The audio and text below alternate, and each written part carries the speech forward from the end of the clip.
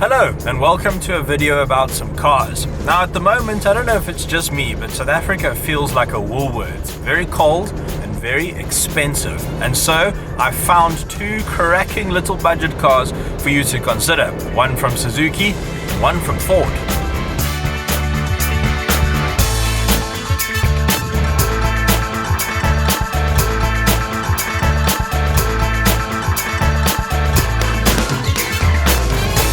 Let's kick it off with the new Suzuki Swift, and it really is an all-new car, except for the little motor which they've carried over from the previous generation. Now, something Suzukis are famous for is their fuel consumption, but the downside is that you have a car with very little torque, only 113 Newton meters compared to 150 in the Ford. Now those numbers don't mean particularly much, but when your Suzuki is fully loaded, you're going to have to row through the gears a bit to get up steeper hills. And that's not too bad a thing to live with because the car is very light.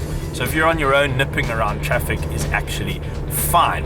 And the upside, of course, that fuel economy. I'm averaging 6 liters to the 100 in here without even trying. So you'll get to the 5s very, very easily.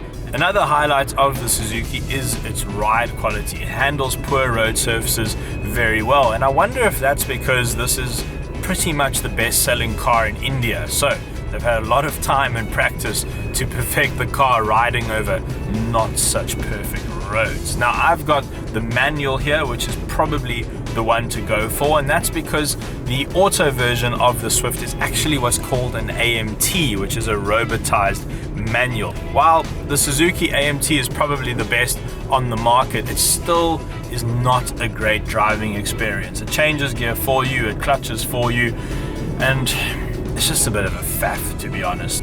So don't bother with that auto, stick to the manual, and it's also 15,000 Rand cheaper, which is great. Now when you walk into a Suzuki showroom, the important thing you need to know for this generation is that there are no longer two very different Swifts to choose from. In the previous gen, you used to be able to choose from the Japanese built Swift and the Indian built Swift. The Japanese one had a lot more features, particularly safety features, over the Indian car, and it also had a different engine. So there's only the Indian one to choose from now with its little engine, and a big difference between the two is the safety features. For instance, the Japanese car had 6 or 7 airbags, whereas this one has 2. You also don't get electronic stability control in this car, but you do get brake assist and EBD, 2 features which you don't get in the Figo. So keep that in mind. But I think it's a decent move from Suzuki South Africa not to bring the Japanese one in anymore, because they've really managed to get the pricing right on this car. You can get into a new Swift for just under 160,000 Rand, and the one I'm driving today is 180, and that is pretty good value at the moment at this end of the market. Into the Figo we go, and the first thing you'll notice in this particular car is that I don't have to change gears. So unfortunately we couldn't get a manual Figo for this test, so I can't really compare the Figo directly to the Swift in this comparison. However, what I'd like to do quickly, if you don't mind, is compare the Figo to the Fiesta, which I drove recently.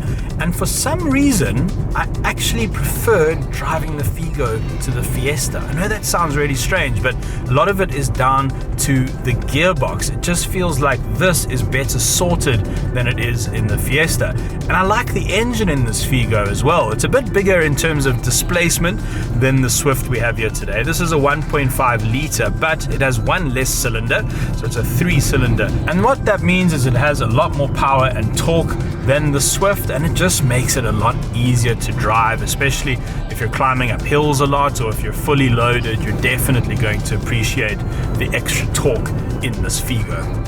Like the Swift, it also offers a really good ride quality. Cars in this segment really have come a long way. It's nice and quiet in the cabin. I would say slightly quieter than the Swift as well.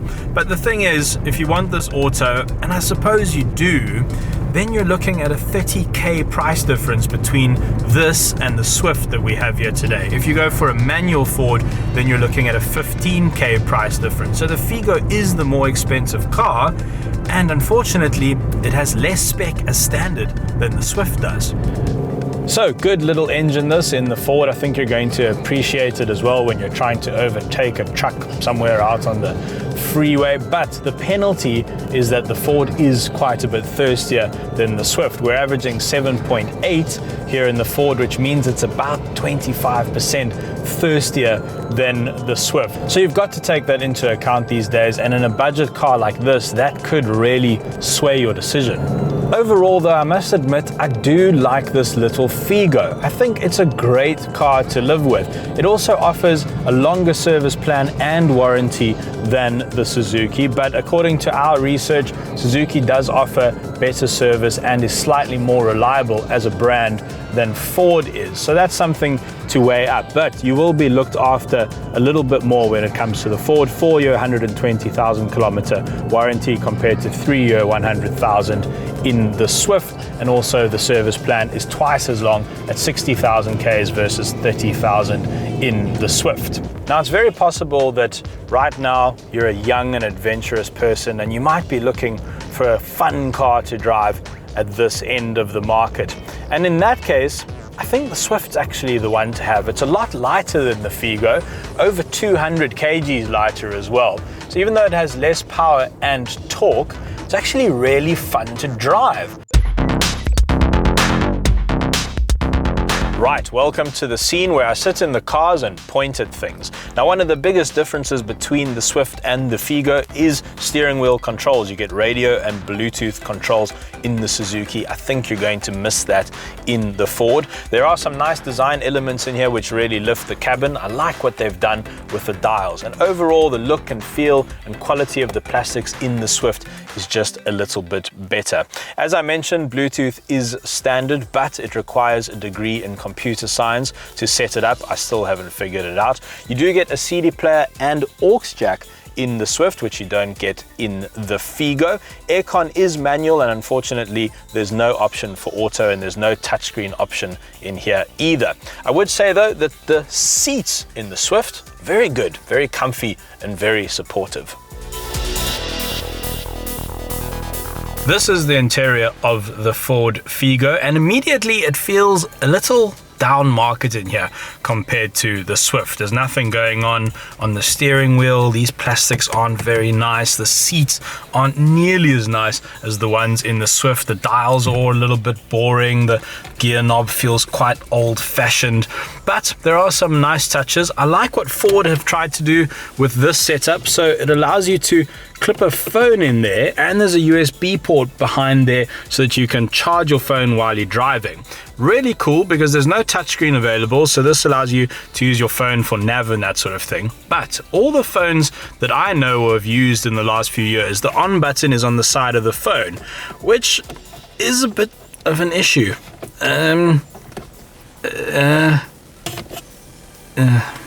Now for the all-important boot test using a South African standard of measurement known as the cooler box.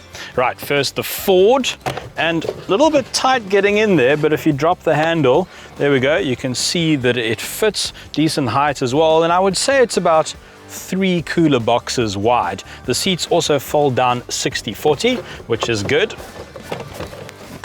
That's not gone well. Over to the Suzuki, and oh, you see now that just goes in much easier. Look at that. Look how much extra depth there is as well. Good height, and I would say it's also about 3 cooler boxes wide. So definitely a win for the Suzuki. Now I've tested the back seats for you. It's very boring showing that on camera, so you just have to take my word for it. Both of them are almost identical in the back seats. Maybe the Figo just offers a little bit more knee room.